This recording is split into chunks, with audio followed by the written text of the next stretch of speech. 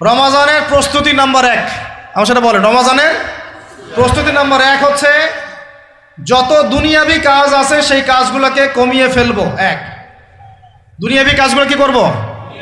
মানে দুনিয়াবি যত কাজ, যত ব্যস্ততা যা আছে এগুলোকে কমায় নিয়ে আসবো, যাতে রমজান মাসে আমাকে বেশি বাইরে দুনিয়াবি প্রয়োজনে বাইরে বের হইতে না হয়, বেশি ব্যস্ততা আমাকে দুনিয়ার জন্য না করতে হয়।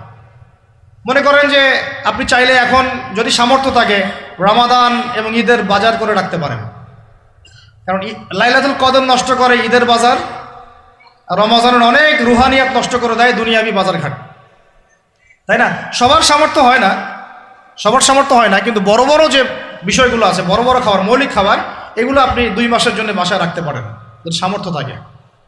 সামর্থ্য নাই তাহলে সেটা আলাদা বিষয়। মোট কথা এটা শুধু একটা বিষয় বোঝাচ্ছি না, দুনিয়াবি যত ব্যস্ততা এগুলোকে কমায় রমাজানের জন্য প্রিপারেশন নিতে হবে।